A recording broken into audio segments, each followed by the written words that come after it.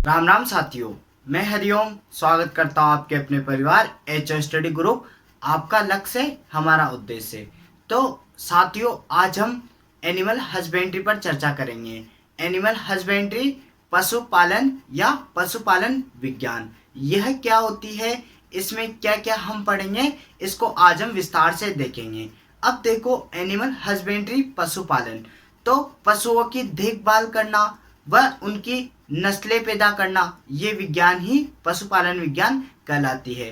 तो आज हम इसके अंदर गाय की नस्लों पर चर्चा करेंगे। और अगर पूछ लिया जाता है कि एनिमल हस्बेंड्री का फादर कौन है, तो रॉबर्ट बेकवॉल इसका फादर है। तो आज देखो, हम गाय की नस्लों पर चर्चा करते हैं। मैं आपको सब कुछ ट्रिक के साथ बताऊंगा और हर फैक्ट भी इनका साथ में ही बताऊंगा। आप कंटिन्यू देखते रहे और नोट करते जाना, आपको देखते देखते सब याद हो जाएगा। और हमारे वीडियो को लाइक करना, और आप अगर हमारे चैनल पर नए हैं तो चैनल को सब्सक्राइब करना, और लगभग सारे वीडियो आप देख लेना, सब ट्रिक के जरिए बताए गए हैं। तो देखो, अब हम गाय की नस्ल पर चर्चा करते हैं। आज का टॉपिक है हमारा कि गाय की नस्लें, काउ ब्रीड।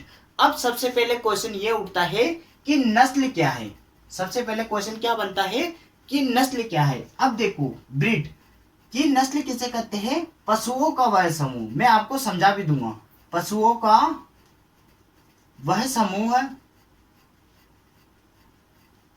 जो, अगर छोटा दिख रहा होगा तो मैं बोल रहा हूं तो आप साथ साथ नोट करते जाए। पशुओं का वह समूह जो आकार आकृति रंग रूप शारीरिक आकार व उपयोगिता के आधार पर समान दिखाई दे, क्या कहलाता है? यह नस्ल कहलाता है। अब देखो, मैं बताता हूं आपको, नस्ल कहलाता है। तो पशुओं का वह समूह, नस्ल। हमारे दिमाग में पहला क्वेश्चन क्या आया कि सर नस्ल किसे कहते हैं? तो पशुओं का ऐसा समूह है या पशुओं का ऐसा ग्रुप जो आकार आकृति रंग रूप और शारीरिक आकार व उत्पत्ति स्थान व कार्य के आधार पर लगभग एक समान हो, तो ऐसा क्या कहलाता है? वह नस्ल कहलाती है। आकार आकृति रंग रूप व उपयोगिता के आधार पर एक समान दिखाई दे, वह नस्ल कहलाती है। As it is clear? तो नस्ल की परिभाषा ये हो गई। अब देखो, गाय के बारे में पढ़ते हैं। जैसे आज का टॉपिक है हमारा गाय की नस्लें। तो अब देखो, गाय की बेसिक चीजें सारी देखते हैं। मैं इनको आपको सारी गाय की एक एक ब्रीड ट्रिक के साथ याद करा दूंगा। आपको कुछ भी याद नहीं करने पड़ेगा, आप बस देखते जाना, आपको सब कुछ यहीं पे याद हो जाएगा। अब देखो, गाय की नस्लें।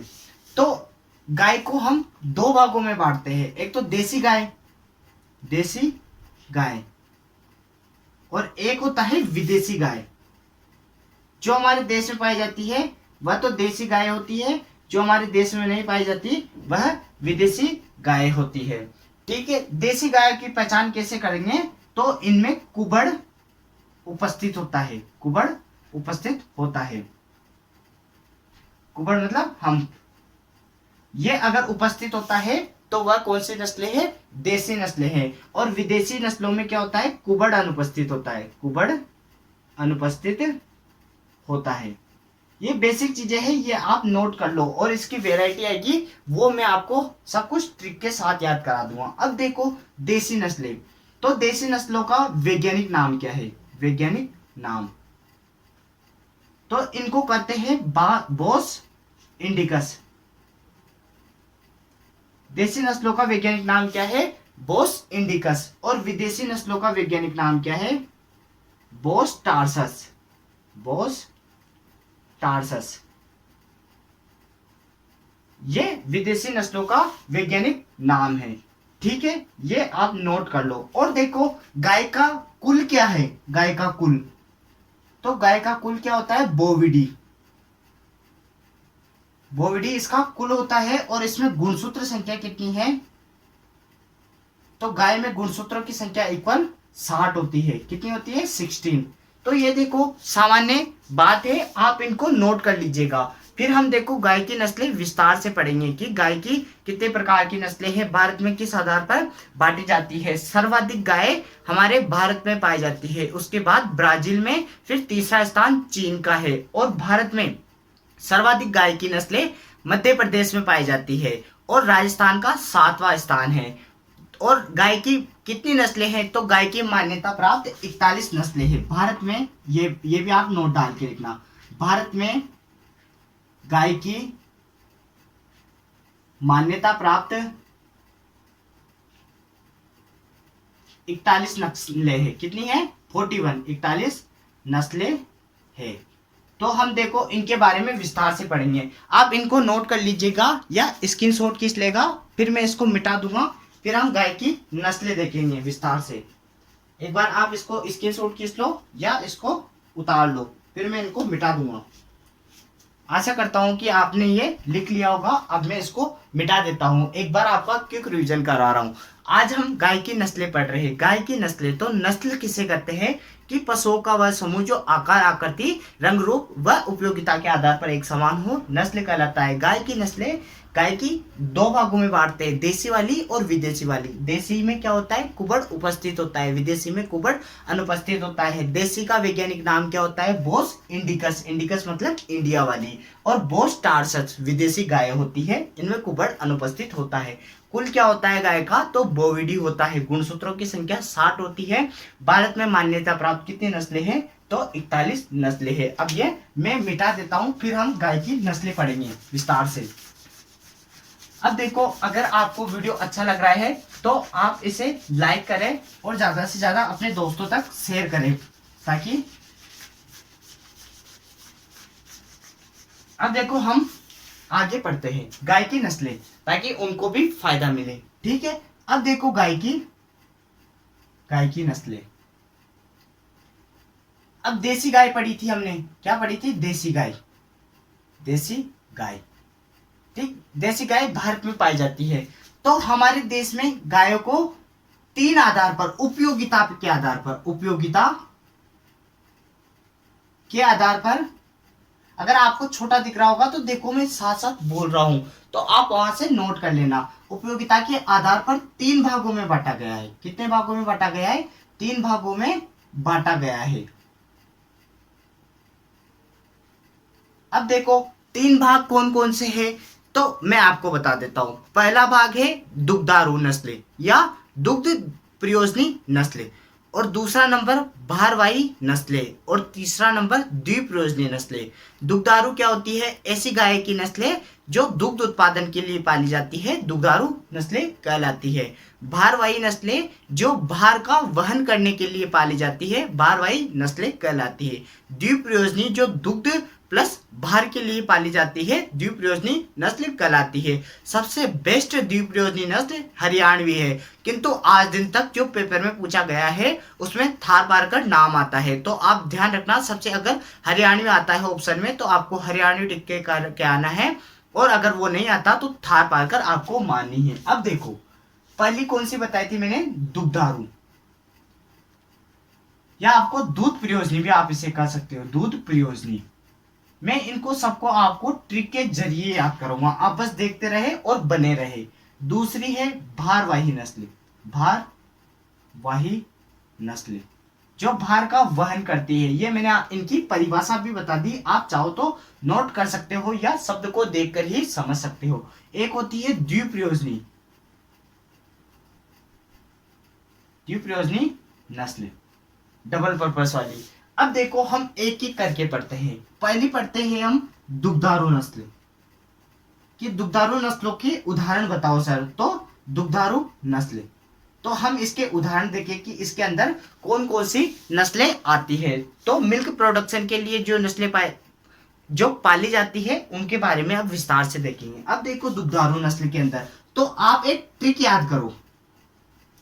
ट्रिक ये है कि देवी लाल साइकिल से गिरा, साइकिल से गिरा।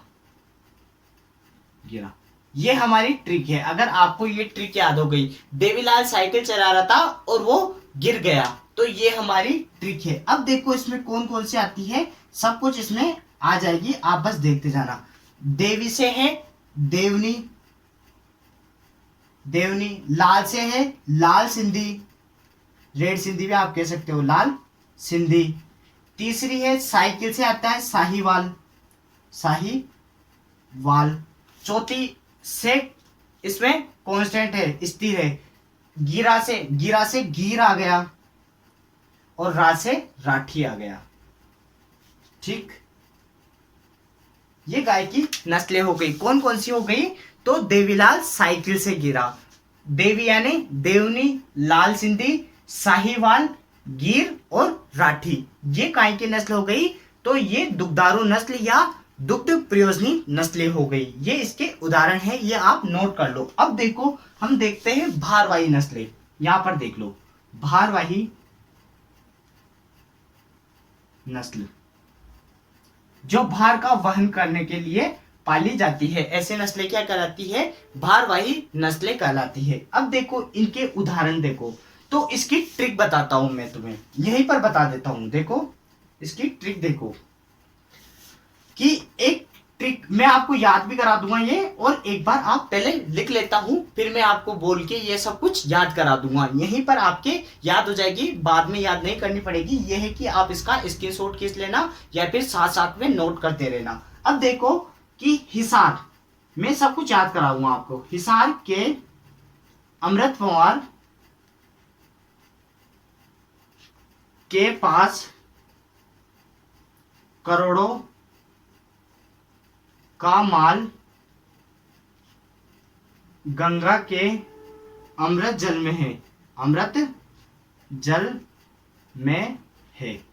अब देखो सब कुछ मैं याद कराऊंगा आपको, कि हिसार के एक अमृत पवार नाम के रहने वाले इंसान हैं। वह क्या है, करोड़पति है, किंतु उनका जितना भी पैसा है, जितना भी माल है, वह कहां पर है, गंगा नदी के अमृत जल में। गंगा नदी का जल कैसा होता है, अमृत के समान होता है, तो उसके अंदर है। बस आपको ये ट्रिक याद करनी है। इधर तो याद करनी है कि देवीलाल साइकिल से गिरा, तो क्या आ जाएगा, दुग्धारू नस्ल आ जाएगी।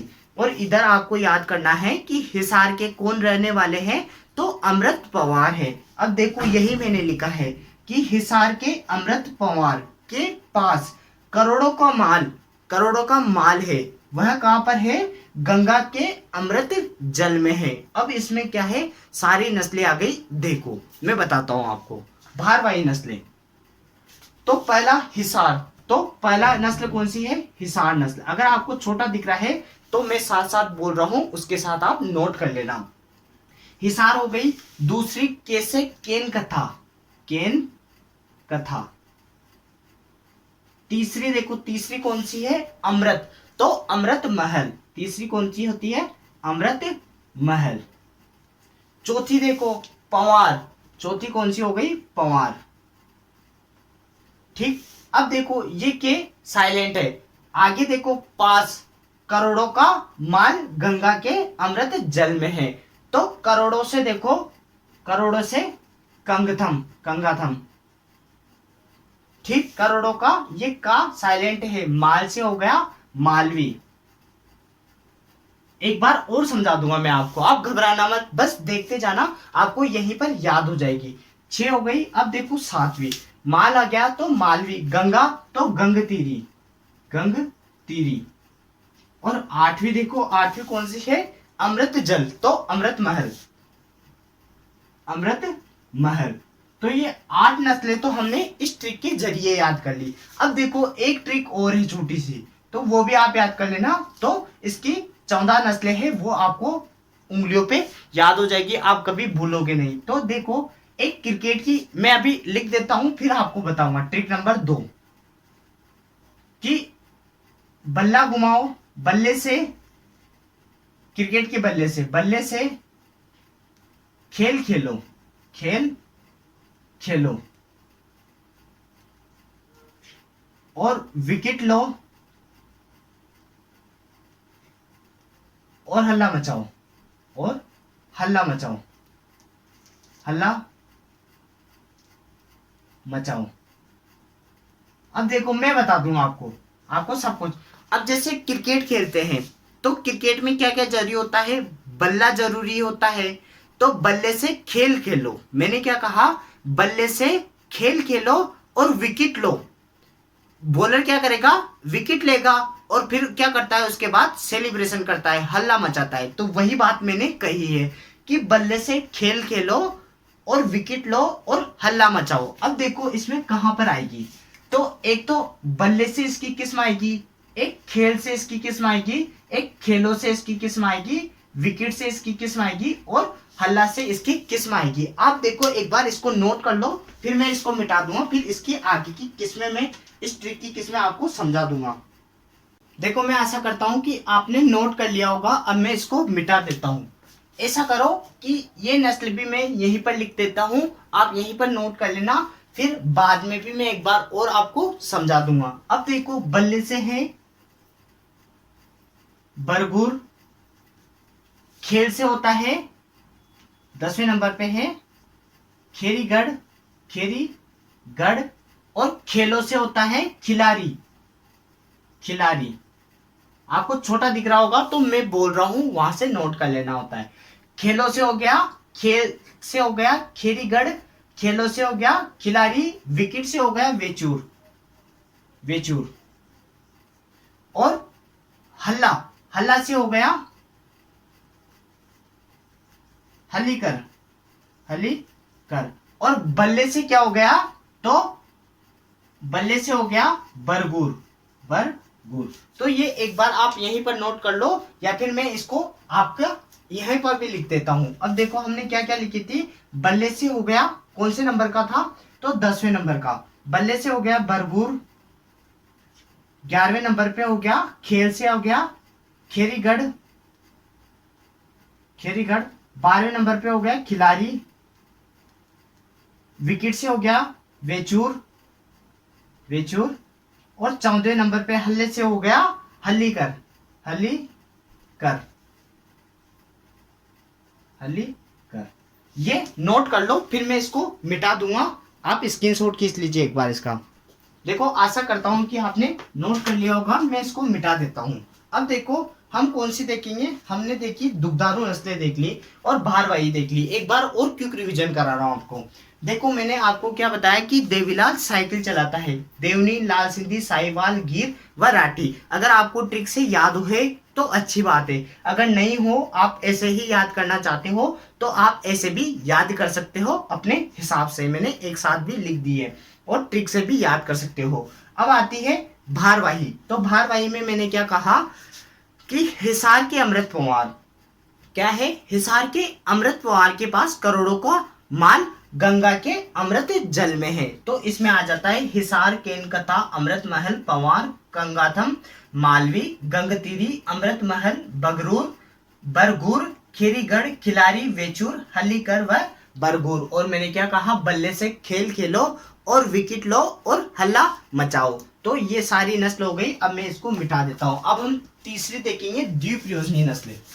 द्वीपयोजनी नस्लें, द्वीपयोजनी नस्ल क्या होती है कि जो दूध के लिए व भार वहन के लिए पाली जाती है, दोनों ही पर्पस के लिए पाली जाती है, द्वीपयोजनी नस्ल कहलाती है। इसको भी मैं ट्रिक के साथ याद कराऊंगा, बस आप देखते जाना, आपको याद हो जाएगी, आपको कोई रटना नहीं पड़ेगा। अगर ट्रिक से याद नहीं हो तो मैं सीक्वेंस से लिखता हूं, तो आप वहां से याद कर लेना। अब देखो तीसरा नंबर, द्वीपयोजनी, द्वीपयोजनी नस्ल, द्वीपयोजनी नस्लें। अब देखो हम द्वीपयोजनी नस्लें जो कि दूध के लिए व भार वहन के लिए पाली जाती है, द्वीपयोजनी नस्लें कहलाती है। अब इसको भी हम ट्रिक के जरिए समझेंगे। अब देखो ट्रिक, इसमें क्या ट्रिक है कि हरि कृष्ण, हरि कृष्ण थारे गांव में काना आओ। ये हमारी ट्रिक है कि हरि कृष्ण थारे गांव में काना आओ, ये हमारी ट्रिक है। अब देखो ये मैं आपको ट्रिक के जरिए एक बार यहाँ पर लिख देता हूं, फिर ट्रिक भी समझा दूंगा और इनकी नस्लें भी। हरि से आ गया हरियाणवी, ठीक। कृष्ण से आ गया कृष्णावेली, कृष्णा वैली। और थारे से आ गया थार पारकर, थार पारकर। और गांव से आ गया गावलाव, गावलाव। और में से आ गया मेवाती, मेवाती। और काना से हो गया कांकरेज और निमाड़ी। छठा हो गया कांकरेज, सातवां हो गया निमाड़ी। और आव से हो गया अंगोल। तो ये एक बार आप नोट कर लीजिएगा। और मैं देखो बता रहा हूं कि इसकी क्या ट्रिक है कि हरि कृष्ण भगवान का नाम है, जो यूं कहते हैं कि तेरे गांव में, थारे गांव में काना आएंगे। तो हरि कृष्ण थारे गांव में काना आओ। हरि से हरियाणवी, कृष्ण से कृष्णावेली, थार से थार पार कर, गांव से गावलाव हो गया, में से मेवाती हो गया, का से कांकरेज और ना से निमाड़ी हो गया और आव से अंगोल हो गया। एक बार आप इसका स्क्रीनशॉट खींच लीजिए या नोट कर लो, फिर मैं इसको मिटा दूंगा। फिर हम गाय की गिर नस्ल पढ़ेंगे, गिर नस्ल को हम विस्तार से पढ़ेंगे। एक बार आप इसको नोट कर लीजिएगा या स्क्रीनशॉट खींच लीजिएगा, फिर मैं इसको मिटा देता हूं। देखो आशा करता हूं कि आपने ये नोट कर ली होगी। अब मैं इसको मिटा देता हूं। देखो अगर आपको वीडियो अच्छी लग रही हो तो आप इसे ज्यादा से ज्यादा शेयर करें और हमारा साथ दें। अब देखो हम पढ़ेंगे गिर नस्ल। पहली डालो आप गिर नस्ल, गिर नस्ल। अब गिर नस्ल आपको ये तो पता चली गई, मैंने क्या कहा था कि देवीलाल, देवीलाल साइकिल से गिरा। किससे गिरा? साइकिल से गिरा। तो देवनी हो गया और लाल सिंधी हो गया। मैं एक बार और रिवीजन करा रहा हूं। लाल सिंधी हो गया, साहिवाल हो गया और गिर हो गया और रासे हो गया राठी। तो ये द्विप्रयोजनी नस्लें हैं। बार बार मैं आपको नहीं बताऊंगा, एक बार आप यहीं पर ट्रिक को याद कर लो। तो ये द्विप्रयोजनी नस्लें हैं। इतना तो आपका कंसेप्ट क्लियर हो गया होगा। अब देखो इसकी ट्रिक सुनो, इसको भी मैं आपको ट्रिक के जरिए बताऊंगा। गिर की आपको ट्रिक याद करनी है कि काका, काका पत्ता गिरा दे, काका पत्ता गिरा दे। क्या किया? काका ने क्या किया? पत्ता गिरा दिया। कहां से? पेड़ से पत्ता गिरा दिया। अब ये हमारी ट्रिक है कि काका पत्ता गिरा दे। अब इसी में सब कुछ आ जाएगा। देखो इसको काठियावाड़ी कहते हैं, काठियावाड़ी। का से हो गया काठियावाड़ी, का से कान। मैं आपको एक बार लिख देता हूं, फिर सब कुछ पूरा ट्रिक से समझाऊंगा। पत्ता हो गया और गिर से गिर हो गया और रा से रेंडी हो गया, दे से देसान हो गया। ये सब कुछ मैंने लिख दिया। अब मैं आपको बताता हूं। और एक बात और याद रखना कि काका का माता कैसा है? काका का माता चौड़ा है। कैसा है? काका का माता चौड़ा है। अब देखो गिर नस्ल, मैं धीरे धीरे पॉइंटों से बताऊंगा तो आपको सब कुछ ये ट्रिक के जरिए क्लियर होते जाएंगे। आप बस देखते रहो कि जब तक तोड़ेंगे नहीं तब तक छोड़ेंगे नहीं, जम के मेहनत करेंगे। अब देखना मैं आपको बताता हूं कि इसका मूल स्थान, मूल स्थान अर्थात या उत्पत्ति स्थान आप कर सकते हो। तो इसका मूल स्थान कहां पर है? गिर जंगल। गिर जंगल कहां पर है? गिर जंगल तो गुजरात में, गुजरात के दक्षिण क्षेत्र में क्या है? गिर जंगल है, जहां पर इसका उत्पत्ति स्थान माना जाता है। ठीक है, अब इसका मूल स्थान आ गया। अब इसका वितरण देखो, वितरण इसका अजमेर और भीलवाड़ा में है। अपने राजस्थान में कहां पर पाई जाती है यह? तो अजमेर व भीलवाड़ा में पाई जाती है। ऐसे भी याद रख सकते हो कि पत्ता गिरा रे अजमेर के बाजार में। कहां पर? अजमेर के बाजार में। अगर रखना चाहो तो आप, वो आपने गाना सुना होगा कि झुमका गिरा रे बरेली के बाजार में। तो यहाँ पर पत्ता गिरा रे अजमेर के बाजार में। अजमेर बाजार से भीलवाड़ा हो जाता है। ठीक है, इसका मूल स्थान आ गया, इसका वितरण आ गया। अब देखो इसके अन्य नाम, अन्य नाम। तो गिर नस्ल को किन किन नामों से जाना जाता है? तो इसको काठियावाड़ी कहते हैं, काठियावाड़ी नस्ल भी इसी को कहते हैं। इसको गीर कहते हैं, रेंडी कहते हैं, इसको देसान कहते हैं, इसको भामान कहते हैं, क्योंकि इसके 1980 में, भामान क्यों कहते हैं, 1980 में इस नस्ल के पशु ब्राजील भेजे गए थे, इसलिए वहां पर इसको भामान के नाम से जाना जाता है। तो ये इसके अन्य नाम हो गया, काठियावाड़ी, रेंडी, देसान व भामान इसका अन्य नाम हो गया। अब देखो आगे, आगे इसकी शारीरिक विशेषता देखते हैं। शारीरिक विशेषता, इसके शरीर की क्या विशेषता है? तो मैंने क्या कहा था कि काका का माथा कैसा है, चौड़ा है। पर इससे सबसे इंपोर्टेंट, मोस्ट इंपोर्टेंट विशेषता कौन सी है जो आपको याद करनी है और कई दफा पेपर में पूछा गया है। यूं पूछा जाता है कि गाय की ऐसी नस्ल बताओ जिसके कान पत्ते के समान लटके हुए रहते हैं, तो वह कौन सी नस्ल है? गिर नस्ल। तो मैंने आपको ट्रिक के साथ याद कराया था कि काका पत्ता गिरा दे, पत्ता और कान, मतलब कान पत्ते के समान होते हैं, तो ये आपको ध्यान रखना है। इसकी महत्वपूर्ण विशेषता कौन सी है कि कान पत्ते के समान लटके हुए, ये इसकी मोस्ट इंपोर्टेंट इसकी विशेषता है। दूसरी देखो कि काका का माथा कौन सा है? चौड़ा। तो माथा चौड़ा व हल्का उभरा हुआ, ठीक, ये इसकी दो विशेषता। इसका रंग देखो, तो इसका रंग हल्का लाल होता है, लाल जिस पर सफेद धब्बे होते हैं। कौन से? सफेद धब्बे होते हैं। तो ये गिर नस्ल की शारीरिक विशेषता है, आप इसको नोट कर लो। फिर मैं इसके दूध कितना देती है, और जनरली आप ध्यान रखना कि गाय 4 साल में दूध देना प्रारंभ करती है, ये आप नोट कर लो। फिर मैं इसको मिटा दूंगा, फिर हम इसका दूध उत्पादन देखेंगे। मैं आशा करता हूं कि आपने ये नोट कर लिया होगा और मैं इसको मिटा दूं। अब हम इसका दूध उत्पादन देखेंगे। एक बार और क्विक रिवीजन करा रहा हूं, फिर उसके बाद मिटा दूं ना, सॉरी। अब देखो मैंने क्या ट्रिक बताई थी कि काका पत्ता गिरा दे, कौन सा? पेड़ का पत्ता गिरा दे। तो काठियावाड़ी से कहते हैं कान और पत्ता, गिर, रेंडी और देसान। आप इसका अन्य नाम में अजमेरी भी आप इसको कर सकते हो, अजमेरी भी इसका अन्य नाम है। तो इसका मूल स्थान हो गया गिर जंगल, गुजरात। इसका वितरण कहां पर हो गया? तो पत्ता गिरा रे अजमेर के बाजार में। तो अजमेर व भीलवाड़ा में, हमारे राजस्थान में यह गिर नस्ल पाई जाती है। अन्य नाम काठियावाड़ी, रेंडी, देसान, बाहमान व अजमेरी के नाम से इसको जाना जाता है। शारीरिक विशेषता, तो सबसे मोस्ट इंपोर्टेंट विशेषता कौन सी है कि कान पत्तों के समान लटके हुए, माथा चौड़ा व हल्का उभरा हुआ, व रंग कौन सा होता है इसका? लाल व सफेद धब्बे युक्त होता है। अब देखो हम इसके दुग्ध उत्पादन क्षमता देखते हैं। इसकी दुग्ध उत्पादन क्षमता, दुग्ध उत्पादन,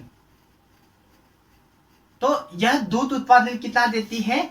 तो यह 1500 से 2000 ब्यात दूध का उत्पादन करती है, किलोग्राम प्रति ब्यात दूध का उत्पादन करती है। और इसमें वसा का प्रतिशत कितना रहता है? वसा प्रतिशत मात्रा कितनी रहती है?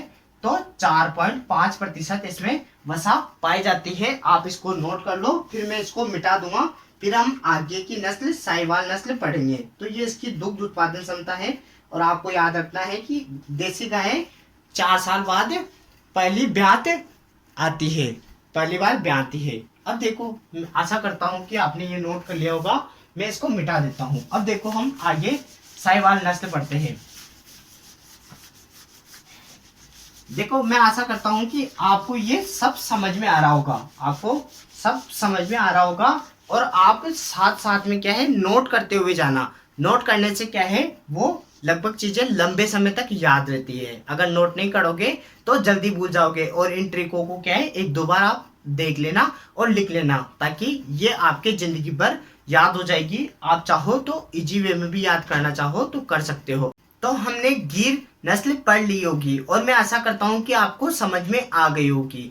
एक बार मैं इसका पूरा रिवीजन करा रहा हूं, फिर आगे की नस्लें मैं अगले भाग 2 में पढ़ाऊंगा। ये आपका पशुपालन का लगभग पूरा बेस गाय का नस्लों का पूरा कंप्लीट हो गया होगा। एक बार आप सुनिएगा, ध्यान लगा के सुनिएगा। नस्ल की रंग रूप आकार आकृति व कार्य क्षमता पर एक समान हो नस्ल कहलाती है। गाय की नस्लें सर्वाधिक कहां पर पाई जाती है?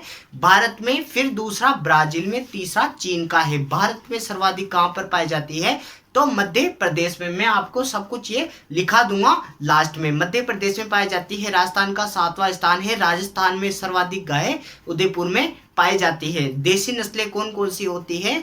तो देसी नस्लों में कुबड़ उपस्थित होता है, विदेशी नस्लों में कुबड़ अनुपस्थित होता है। बोस इंडिकस देसी नस्ल का वैज्ञानिक नाम है, तो बोस टारसस किसका है? विदेशी गायों का वैज्ञानिक नाम है। गायों का कुल कौन सा होता है? बोविडी होता है। 60 इनके गुणसूत्रों की संख्या है।